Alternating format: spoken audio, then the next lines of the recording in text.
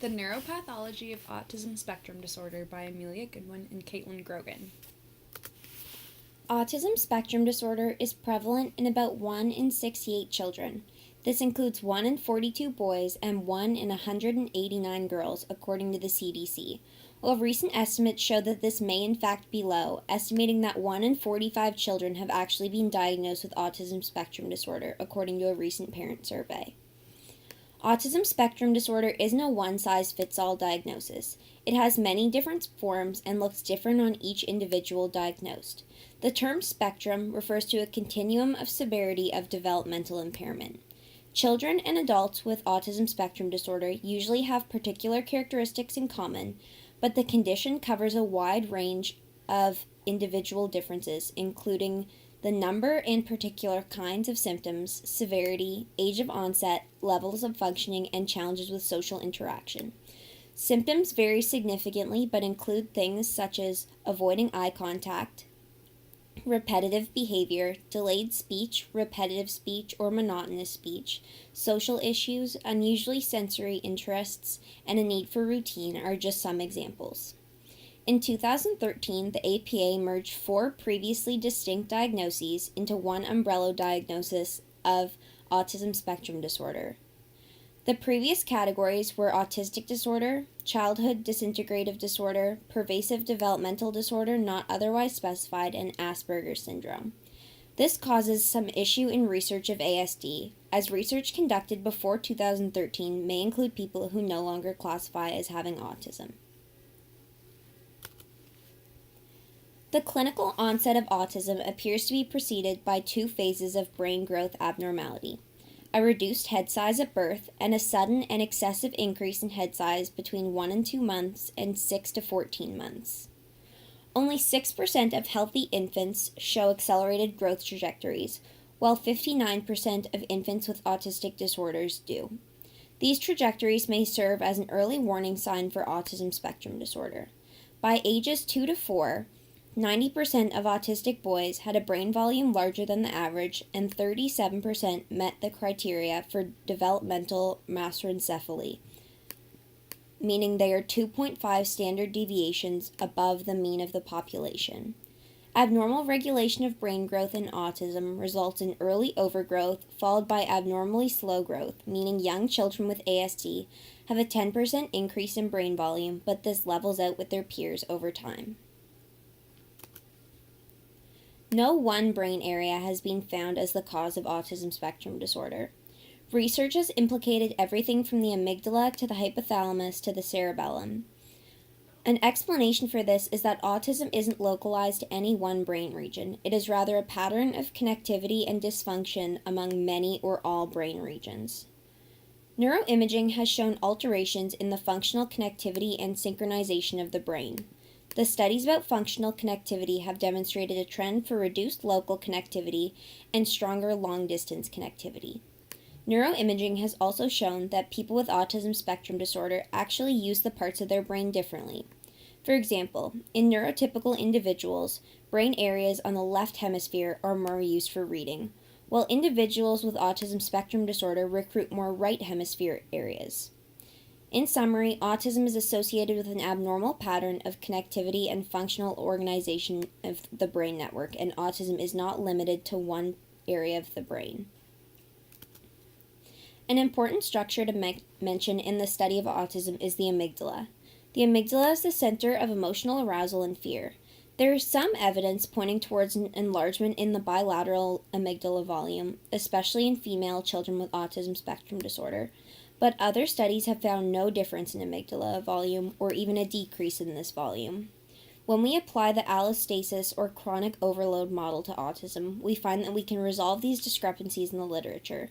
Findings show that there is a chronic overload in the autistic amygdala, not a volume change, and this shows that autism is not a lack of interest in social interaction, but rather a hypersensitivity and avoidance of social stimulus. The amygdala is not oversized, but actually just oversensitive. When making eye contact with people, there is increased activity in the autistic amygdala, showing that this is not a social response, but rather a fear response, which causes autistic individuals to avoid eye contact. Literature shows that 70 to 80% of individuals with autism spectrum disorder exhibit sensory abnormalities, and they tend to present deficits in more than one sensory area. Sensory alterations in autism are not limited to hyper or hyposensitivity. They include fluctuations between these states, sensory distortions, and shutdowns, such as vision or hearing stop working for a short while and then return, sensory overload, difficulty processing information from more than one sensory channel at a time, and difficulties identifying from which sensory channel the information has been received. Synesthesia has been self reported by many individuals with autism. Synesthesia occurs when stimulation of a sensory modality causes simultaneous perception in another. While these sensory abnormalities are not included in the diagnostic criteria of ASD, they are present in a majority of people with the disorder, and many people with ASD report that sensory problems have a big impact on their lives, making it hard for them to go in public, eat food, or speak to people. Sensory abnormalities may be the cause of some of the social issues associated with autism spectrum disorder.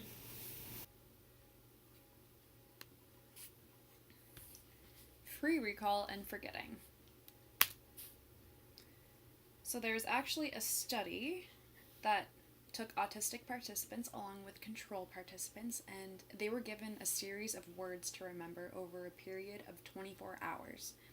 These words were either emotionally arousing, categorical, or neutral.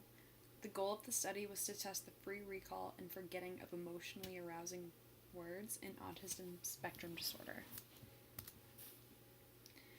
So as you can see, the reaction to the emotionally arousing words were higher in the autistic participants, while in the control they weren't initially as high. And as well as that, autistic participants forgot the emotionally arousing words more so than the control. However, neutral words were better remembered on the side of autistic participants. In summary, this experiment has shown that individuals with ASD exhibit atypical forgetting rates of emotionally arousing words, which, on the basis of current neuroscientific evidence, provides further support for the suggestion that the amygdala is functionally insufficiently connected with other brain areas. So given these findings, we are able to come to understand that these abnormalities go beyond strictly social behaviors. Their memory seems to be very strong across the board, with neutral words as well as emotionally arousing words. However, unlike a control, autistic patients are unfazed and cannot seem to decipher the differences of emotional versus neutral words. And neurotransmitters.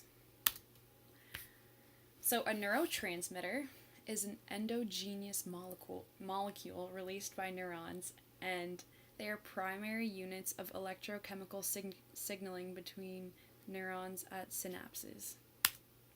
So these are just some examples of neurotransmitters. However, we're going to focus on GABA. GABA receptor genes have been linked with autism in previous research, with some studies showing fewer GABA receptors subunits at autopsy in the brains of people with autism. In addition, compromised GABA signaling has been demonstrated in mouse models of autism. Since GABA inhibits neuronal excitability, autistic patients will therefore have a harder time suppressing any feelings of anxiety, aggression, or any other feelings associated with fight or flight.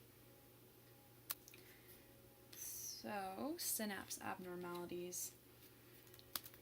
So, synapses are essential to neural function. Neurons are cells that are specialized to pass signals to individual target cells, and synapses are the gap between these cells in which their signals are carried. At a synapse, the plasma membrane of the signal-passing neuron comes into close apposition with the membrane of the target cell. Both the presynaptic and postsynaptic sites contain extensive arrays of a molecular machinery that link the two membranes together and carry out the signaling process. So, patients diagnosed with autism actually have more abundant synapses. So as you can see, the synapse would be right here, and this is the presynaptic cell and the postsynaptic cell. So, The excess is due to a slowdown in the normal pruning process that occurs during brain development, the researchers say. The image on the left shows a brain cell belonging to a brain that has suffered the symptoms of autism, whereas the image on the right represents a brain cell from control. During normal brain development, our brains undergo sufficient pruning, thus eliminating about half of its cortical synapses. Autistic patients lack a normal breakdown pathway called autophagy, resulting in insufficient brain pruning. So, synaptic pruning involves microglia destroying weak or unwanted connections, allowing more productive ones to become stronger. Consequently, brain regions don't synchronize well, as seen in patients with autism. And for the last part, we kind of wanted to do a little video to make it a little bit more interactive and engaging. So I hope you guys enjoy.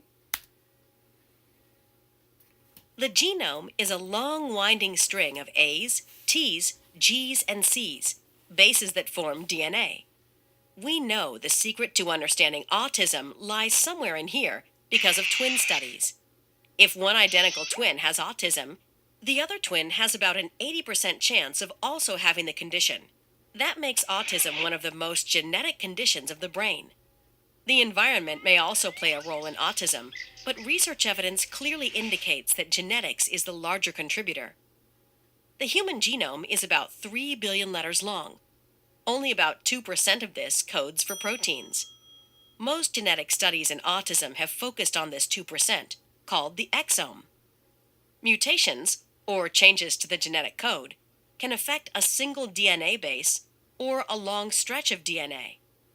When they delete or duplicate a long segment of DNA, they're called copy number variants.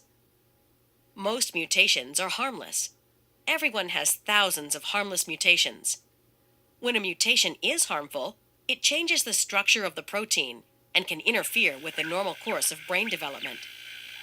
Some mutations are inherited from parents. These mutations are harmless most of the time, but a few of them may work together to cause autism. Occasionally, mutations are spontaneous, or de novo. That means they are not inherited and occur in the parent's egg or sperm, or after fertilization. These mutations are often harmful. The easiest way to find them is to compare the DNA of someone who has autism with the DNA of that person's unaffected parents and siblings. Looking mostly for de novo mutations in genes, researchers have so far found 65 genes that seem to be important in autism. There is a longer list, with about 170 more genes that have weaker ties to the condition. Some of the top candidate genes help neurons send signals in the brain. Others help to keep DNA neatly packaged inside the cell's nucleus. As the cost of DNA sequencing keeps dropping, some researchers are sequencing whole genomes, including the long stretches that don't code for proteins. It looks like these regions, which scientists mistakenly used to call junk DNA, may also turn out to be important in autism.